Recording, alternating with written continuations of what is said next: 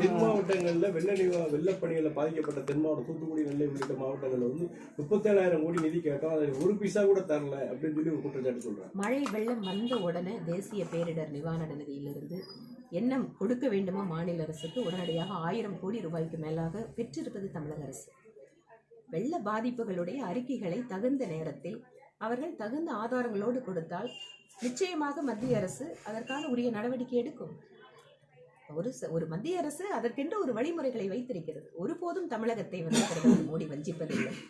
இவர்கள் அவர்களுடைய அரசியலுக்காக, திராவிட முன்னேற்ற கழகத்தினுடைய அரசியல் என்பது முழுக்க பாரதிய ஜனதா கட்சியை சுற்றி நடந்து கொண்டிருக்கிறது. பாரதிய ஜனதா கட்சி மீது, பிரதமர் மோடி மீது, இன்று மாநிலத்தினுடைய தலைவர் மீது கிரிமினல் வழக்கு.